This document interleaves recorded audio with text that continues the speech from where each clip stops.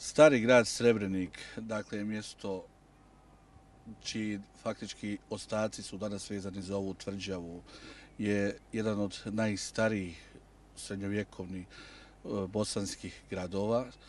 Upravo ovdje u Srebreniku, znači ili pod zidinama ovog starog grada Srebrenika, 15. februara 1333. godine potpisan je jedan međudržavni ugovor, ugovor između tadašnje srednjovjekovne bosanske države, čiji predstavnik jeste tadašnji ban Stjepan II. Kotoromanić, i sa druge strane između Dubrovačke republike. Dakle, sama činjenica da se ovdje odvijaju međudržavni pregovori i da rezultat svega toga jeste jedan takav ugovor, govori nam da je ovaj grad imao značajno mjesto u hijerarhiji gradova srednjovjekovne bosanske države i da upravo ovdje u zimsko vrijeme te 1333. godine boravi vladarska porodica. Čak Dubrovčani su zabilježili da se tom prilikom ovdje banu rodio i sin, što je ukazivalo na posebne svečanosti. Međutim, da se malo vratimo i na ovaj povod toga ugovora, to je jedan ugovor gdje su mudri diplomati, Dubrovčani, da bi faktički kao jedna vrsta medijatora između srednjovjekovne bosanske i srpske države dobili određeni dio teritorija. Oni su prišli kupovini i od jedne i od druge strane.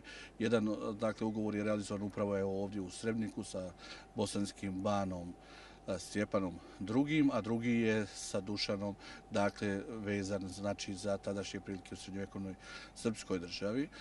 Ono što bi se moglo još istaći iz te srednjovjekovne historije jeste nekoliko značajnih momenata, među kojima bi posebno spomenuo godinu 1363.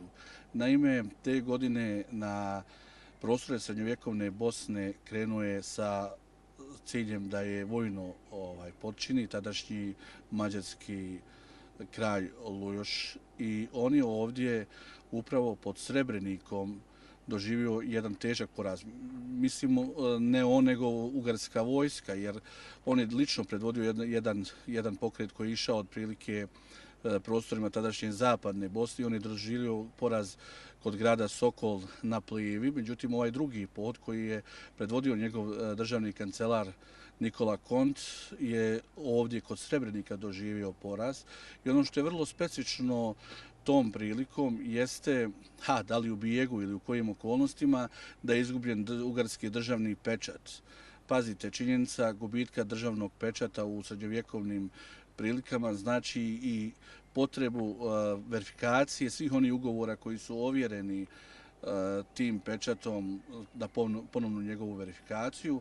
Tako da se ova priča u Srebreniku faktički odvijala mnogo šire van ovog prostora, jer valjalo je sada naći rješenje zašto je izgubljen pečat i da je u nekakvoj bici kod Srebrenika slučajno zaboravljen pečat. Međutim, meni se više čini ona verzija koju je još davno u nauci prezentirao Ferdo Šišić, da se radi o paničnom bijegu u kojem su zaista te bosanske snage tada pobijedile ugarsku vojsku, tako da o tom pečatu se nije vodilo ni brige, daj Bože spasi život, jel?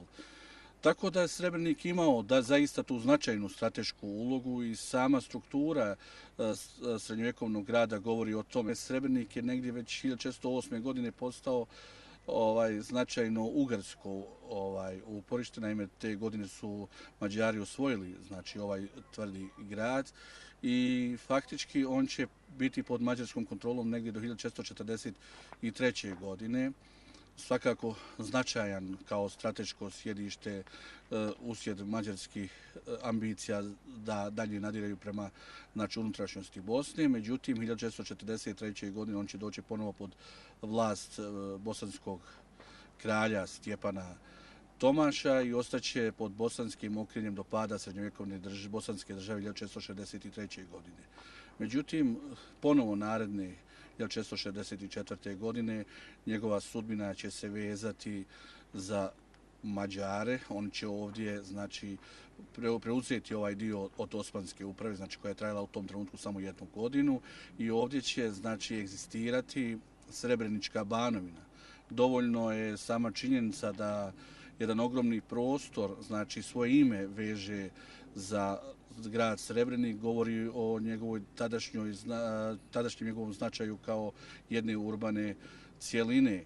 I upravo ta Srebrenička Banovina zajedno sa Šabačkom na istoku i Ajačkom na zapadu će u stvari predstavljati taj prvi ugarski odbrambeni mehanizam prema daljnjim osmanskim osvajanjima prema sjeveru. Međutim, osmanska osvajanja prema sjeveru znači se nastavljaju naročito za vrijeme najuspješnijeg popularnog i preko ovih serija poslije vrijeme vladara, znači Sulejmana Veličanstvenog. Tako da neposredno pred njegov dolazak na vlasti, znači Srebrnik će ipak prije tog momenta doći pod okrilje Osmanske države negdje oko 1518. 19. godine i on će dakle do kraja Osmanske uprave znači biti sastavni dio znači Osmanske države. Međutim, treba spomenuti činjenicu da prvi osmanski defteri ovdje zatiču pored varoši grada Srebrenika još jednu gradsku mahalu, da se od samog početka unutar zidina starog grada razvija i taj, ajde tako kažemo, tvrđavski život zajedno sa džamijom koja je bila u sastavu ove tvrđave, tako da on jednostavno, znači, ovaj grad živi u jednom drugom, možemo reći, orijentalnom ambijentu od te 1518. 19. godine kada dolazi pod osmansku upravu. Pronalazak novih oružja i znači napredak ratne tehnike ipak uvjetuje da uopšte ovakva utvrđenja s vremenom gube na značaju, tako se i dinamika znači nekakvog daljnjeg razvoja Srebrenika kao utvrđenja ne odvija u nekakvom pozitivnom smislu. U samom okrilju starog grada Srebrenika dolazi do gubitka njegove značajne cijeline kao što je varoš Srebrenika. Naime, pojavljuje se klizište, odnosno sjelina, tako da jednostavno ovdje se više nije mogao razvijati ona urbana dinamika koja je bila u prethodnim stoljećima. Zadržava se posada i ona će biti zabilježena negdje 1833. pa i do 1850. je vjerovatno postojala ovdje. Molitve, odnosno džamija koja je bila unutar tvrđave će biti negdje do sredine 19. stoljeća u opticaju. Međutim, stari grad Srebrenik gubi znači onu svoju stratešku ulogu koju imao tokom minulih stoljeća. Danas, znači u 21. stoljeću s ponosom možemo reći ovo najočuvaniji srednjovjekovni grad u Bosni i uopšte najočuvaniji primjerak znači te arhitekture toga doba.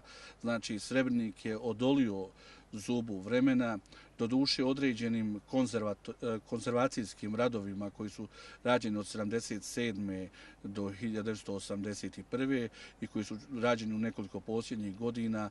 On je sačuvan ipak da ove, ajde tako kažemo, vremenski uvjeti ne mogu ga narušiti u nekom narednom periodu. Naravno, on traži sada, ja bih rekao i moli, da se ovdje nađe nekakav financijski interes i da ovakav jedan prelijep bastion ljepote koji je odolio svim ovim stoljećima postane element ekonomske eksploatacije, jer zaista ovdje treba sada prirediti veliki broj sadržaja i ja bih volio iskoristiti i ovu priliku da oni koji žele da uživaju u čarima ovoga grada, koji imaju i nekakve ambicije da dođu, da ovdje investiraju, jer zaista mislim da je malo mjesta u Bosni i Hercegovini koji sa aspekta historijskog značaja, sa aspekta očuvanosti, u ostalom historiografija je već proglasila da je ovo najtvrđi srednjovjekovni grad, a evo ja sam malo prije rekao da je oni najočuvaniji, tako da su to sve preduvjeti da danas možemo govoriti o jednom značajnom, neiskorištenom ekonomskom ili turističkom resursu kao što je stari grad Srebrenik. Pa vrlo je teško dakle, dati te podatke. Nažalost, nauka na bosansko-hercegovačkim prostorima nije nikada imala tu značajnu notu kao u drugim dijelovima evropskog kontinenta. Tako da jedan ovakav resurs kao što je stari grad Srebrenik nikad u svojoj bližoj okolini nije doživio ni arheološka iskopavanja. Ona su ta koja bi trebala da daju odgovor na graditelje Srebrenika. Treba reći što je vrlo interesantno da je ovdje pronalažen i rimski novac. Pronalazi se i keramika koja se može svrstati u neki raniji period, ali sve su to neki pokazatelji pomoću kojih ne bismo mogli bez nekakvih značajnih istraživanja konstatovati šta je se ovdje odigralo. Naročito kada imamo, evo ja sam govorio o toj zadnjoj obnovi koja je učinjena negdje početkom 18. stoljeća. Tom prilikom došlo je do jednostavno urušavanja značajnih dijelova ranije arhitekture i njegovog jednostavno odljevanja niz zidine ovog grada, tako da je i to jedan problem koji nam je nedefinisan u tom smjeni šta je to izvorno srednjovjekovno, a šta je nastajalo tokom kasnijih perioda. Na ovo pitanje koga je izgradio, neminovno je da je on još od ranog srednjeg vijeka, a da je kao klasičan srednjovjekovni grad takav bio pod okriljem srednjovjekovne bosanske države, znači da je ipak to dijelo, da tako kažem, ljudi koji su, bar patronata ljudi koji su vladali ovim krajima i koji su bili podanici bosanskih banova. Međutim, poznato je da se pri određenim radovima u Srebreniku angažuju dubrovački majstori. Takav je jedan podatak sačuvan iz 1421. godine, znači to je vrijeme one ugarske uprave nad starim gradom Srebrenikom, kada su vrsni dubrovački majstori dolazili ovdje da jednostavno izvrše određene popravke, što sa druge strane govori i o tom zahtjevnom dijelu arhitekture koje je ipak zahtijevalo najbolje tadašnje graditelje u samom tom dijelu rekonstrukcije, a sa druge strane nam govori da ipak nije to dijelo naivnih neimara, nego da je to ipak dijelo ljudi koji su imali i odraza i prema prostoru, i prema arhitekturi, i prema onome što je trebalo izgraditi na jednoj prelijepoj stijeni kao što je podloga koja je, znači podloga u ovom slučaju gradu Srebreniku. Otkud evo naziv Srebrenik u stvari?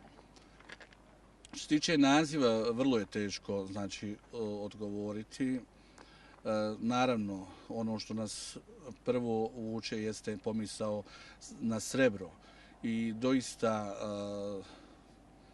teško je se oduprijeti da to ne bude u tom pogledu. Znači da se ne razmišlja o srebru kao metalu, kao izvoru za naziv ovog grada.